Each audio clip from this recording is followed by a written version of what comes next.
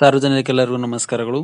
ಇವತ್ತಿನ ದಿನ ನೀವೇನಾದ್ರೂ ಹೊಸ ರೇಷನ್ ಕಾರ್ಡ್‌ಗೆ ಅರ್ಜಿಯನ್ನು ಸಲ್ಲಿಸಬೇಕಾದ್ರೆ ಅಪ್ಲಿಕೇಶನ್ ಓಪನ್ ಆಗಿದೆ. ಯಾರೆಲ್ಲ ಅರ್ಜಿನ ಸಲ್ಲಿಸಬೇಕು ಅನ್ಕೊಂಡಿದ್ದೀರೋ ಬೇಗ ಬೇಗನೆ ಅರ್ಜಿಯನ್ನು ಸಲ್ಲಿಸಿ. ಬಿಪಿಎಲ್ ರೇಷನ್ ಕಾರ್ಡ್‌ಗೆ ಅರ್ಜಿಯನ್ನ ಕರೆದಿರೋದು. ಯಾರೆಲ್ಲ ಅರ್ಜಿಯನ್ನು ಸಲ್ಲಿಸಬೇಕು ಅನ್ಕೊಂಡಿದ್ದೀರೋ ಅವರು ಈ ದಾಖಲಾತಿಗಳು ಇತ್ತು ಅಂದ್ರೆ ನೀವು ಅರ್ಜಿಯನ್ನ ಸಲ್ಲಿಸಬಹುದು. ಹಾಗೆ ನಿಮ್ಮ ಒಂದು ಗೃಹಲಕ್ಷ್ಮಿ ಯೋಜನೆಯ ಹಣ ಸಹ ಪಡ್ಕೊಳ್ಬಹುದು ಸ್ನೇಹಿತರೆ. ಅದಕ್ಕೂ ಮುಂಚೆ ನೀವೇನಾದ್ರೂ ನಮ್ಮ ಒಂದು ಚಾನಲ್‌ಗೆ ಸಬ್ಸ್ಕ್ರೈಬ್ ಆಗಿಲ್ಲ ಅಂದ್ರೆ ಬೇಗನೆ ಪಬ್ಲಿಕ್ ಸರ್ವಿಸ್ ಕನ್ನಡ ಯೂಟ್ಯೂಬ್ ಚಾನಲ್‌ಗೆ ಸಬ್ಸ್ಕ್ರೈಬ್ ಆಗಿ. ಅದೇ ರೀತಿಯಾಗಿ ಪಕ್ಕದಲ್ಲಿರುವಂತಹ ಬೆಲ್ ಐಕಾನ್ ಮೇಲೆ ಕ್ಲಿಕ್ ಮಾಡಿ ಮತ್ತು ಎಲ್ಲಿ ಹೇಗೆ ಅರ್ಜಿಯನ್ನು ಸಲ್ಲಿಸೋದು ಅಂತ ಹೇಳ್ಕೊಡ್ತೀನಿ. ಮೊದಲು ನಿಮ್ಮ ಹತ್ತಿರದಲ್ಲಿರುವಂತಹ ಬೆಂಗಳೂರು ಕೇಂದ್ರಕ್ಕೆ ನೀವು ಹೋಗಿ ಅರ್ಜಿಯನ್ನು ಸಲ್ಲಿಸಬಹುದು. ಹಾಗೆ ಗ್ರಾಮೀಣ ಕೇಂದ್ರಕ್ಕೆ ಹೋಗಿ ಸಹ ನೀವು ಅರ್ಜಿಯನ್ನು ಸಲ್ಲಿಸಬಹುದು ಅಥವಾ ನೀವು ಸ್ವಯಂವಾಗಿ ಅರ್ಜಿಯನ್ನು ಸಲ್ಲಿಸ್ಕೋಬಹುದು ಸ್ನೇಹಿತರೆ. ಇಲ್ಲಿ ಗೂಗಲ್ ಅಲ್ಲಿ ಹೋಗ್ಬಿಟ್ಟು ನೀವು ಆಹಾರ ಅಂತೇಳಿ ಟೈಪ್ ಮಾಡಬೇಕಾಗುತ್ತೆ. ಜಸ್ಟ್ ಆಹಾರ ಇಲಾಖೆ ಅಥವಾ ಆಹಾರ ಅಂತೇಳಿ ಟೈಪ್ ಮಾಡಿದಾಗ ಇಲ್ಲಿ ಆಹಾರ ಇಲಾಖೆ ಅನ್ನೋ ವೆಬ್ಸೈಟ್ ಓಪನ್ ಮಾಡ್ಕೊಳ್ಳಿ.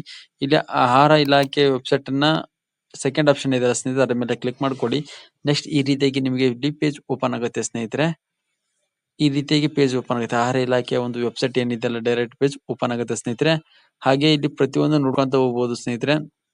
ಎಲ್ಲಾ ರೀತಿ ಮಾಹಿತಿಗಳು ಸಿಗುತ್ತೆ. ಇಲ್ಲಿ ಈ ಸೇವೆಗಳು ಅಂತ ಆಪ್ಷನ್ ಇದೆ ಸ್ನೇಹಿತರೆ. ಈ ಸೇವೆಗಳಲ್ಲಿ ಸಹ ನಿಮಗೆ ಎಲ್ಲ ಮಾಹಿತಿ ಸಿಗುತ್ತೆ. ಹಾಗೆ ನೀವು ಇಲ್ಲಿ ಸ್ವಲ್ಪ ಸ್ಕ್ರಾಲ್ ಅಪ್ ಮಾಡ್ಕೊಳ್ಬೇಕಾಗುತ್ತೆ. ನೀವು ಒಂದು ವೆಬ್ಸೈಟ್ ಅಲ್ಲಿ ನೀವು ಕೆಳಗಡೆ ಒಂದು ಸ್ವಲ್ಪ ಸ್ಕ್ರಾಲ್ ಅಪ್ ಮಾಡ್ಕೊಂಡ್ರೆ ಅಂದ್ರೆ ನಿಮಗೊಂದು ಆ ಡ್ಯಾಶ್ಬೋರ್ಡ್ ಸಿಗುತ್ತೆ ಸ್ನೇಹಿತರೆ. ಅಲ್ಲಿ ಸಂಪೂರ್ಣವಾಗಿ ಮಾಹಿತಿ ಸಿಗುತ್ತೆ. ಇಲ್ಲಿ ನೋಡಿ ಕಚೇರಿಯ ಬಳಕೆಗೆ ಇರುವಂತಹದ್ದು ಮತ್ತು ಸಾರ್ವಜನಿಕ ಬಳಕೆ ಅಂತ ಒಂದ್ ಎರಡು ಆಪ್ಷನ್ ಕಾಣ್ತಿದೆ.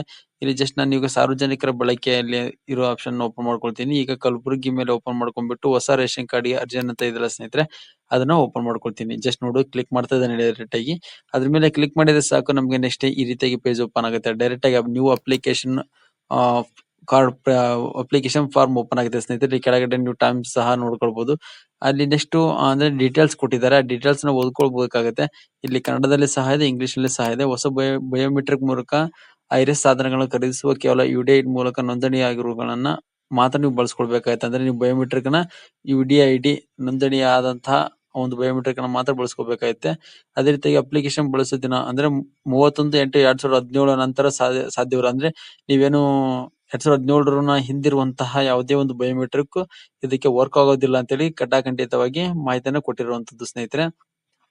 ಅದೇ ರೀತಿಗೆ ಇಲ್ಲಿ ಕೆಳಗಡೆ ಯಾವ್ಯಾವ ಒಂದು ಜೋಡಣೆ ಮಾಡ್ಕೊಳ್ಬೇಕು ಅಂತ ಸಹ ಕೊಟ್ಟಿದ್ದಾರೆ ಮತ್ತು ಯಾವ API ಅನ್ನು ಮಾಡ್ಕೊಳ್ಬೇಕಂತ ಕೊಟ್ಟಿದ್ದಾರೆ ಮತ್ತು ನಿಮ್ಮ ಬಳಿ ಯಾವ ಕಂಪ್ಯೂಟರ್ ಇದೆ ಅದಕ್ಕೆ ಯಾವ ತಕ್ಕಂತೆ ನೀವು ಬಯೋಮೆಟ್ರಿಕ್ ನ ಮಾಡ್ಕೊಳ್ಬೇಕು ಅನ್ನೋದು ಸಹ ಇಲ್ಲಿ ಕೊಟ್ಟಿದ್ದಾರೆ ಸ್ನೇಹಿತರೆ. ಅದೇ ರೀತಿಯಾಗಿ ನೋಡ್ತಾ ಇರ್ಬೋದು ಇಲ್ಲಿ ಬಯೋಮೆಟ್ರಿಕ್ ಡಿವೈಸ್ ಅಂದ್ರೆ ಯಾವ ಯಾವ ಡಿವೈಸ್ ಗಳು ಇದಕ್ಕೆ ಕನೆಕ್ಟ್ ಆಗುತ್ತೆ ಅನ್ನೋದನ್ನು ಸಹ ಕೊಟ್ಟಿದ್ದಾರೆ. ಕೆಳಗಡೆ ನೋಡ್ತಾ ಇರ್ಬೋದು ಇಲ್ಲಿ ನಿಮಗೆ ಬಯೋಮೆಟ್ರಿಕ್ ಡಿವೈಸ್ ಮಿತ್ರ MF ಅದು ಸಹ ನಿಮಗೆ ಇಲ್ಲಿ ಡಿವೈಸ್ ಓಕೆ ಆಗುತ್ತೆ ಸ್ನೇಹಿತರೆ. ಅದೇ ರೀತಿಯಾಗಿ ಇಲ್ಲಿ M1 S1 100V2 ಆ ಡಿವೈಸ್ ಸಹ ನಿಮಗೆ ಒಂದು ಕಂಪ್ಯೂಟರ್ಗೆ ಓಪನ್ ಆಗುತ್ತೆ ಸ್ನೇಹಿತರೆ.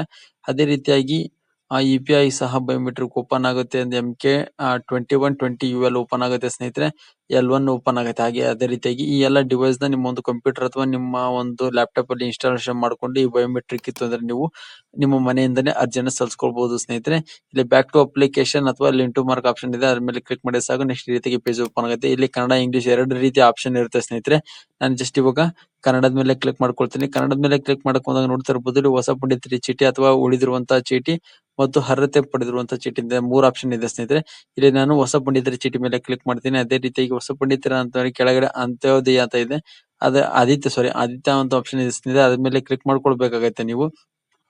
ಅದ್ರ ಮೇಲೆ ಕ್ಲಿಕ್ ಮಾಡ್ಕೊಂಡ್ರೆ ನಿಮಗೆ ಮತ್ತೆ ನೆಕ್ಸ್ಟ್ ಪೇಜ್ ಓಪನ್ ಆಗುತ್ತೆ. ಇಲ್ಲಿ ಸಂಪೂರ್ಣವಾಗಿ ಒಂದ್ಸರಿ ಓದ್ಕೊಳ್ರಿ, ಯಾಕಂದ್ರೆ ಪ್ರತಿಯೊಂದು ಇನ್ಫಾರ್ಮೇಶನ್ ಮುಖ್ಯವಾಗಿರುತ್ತೆ. ಹಾಗಾಗಿ ನೀವು ಸಂಪೂರ್ಣವಾಗಿ ಓದ್ಕೊಂತಾನೆ ತುಂಬಬೇಕಾಗತ್ತೆ. ಜಸ್ಟ್ ಈಗ ನಾನು ಏನ್ ಮಾಡ್ತೀನಿ ಇವಾಗ ಅಂತ ಹೇಳಿದ್ರೆ, ನೀವು ಏನಂದ್ರೆ 2000 ಉಳಿತಾಯ ಅಂತ ಅಂದ್ರೆ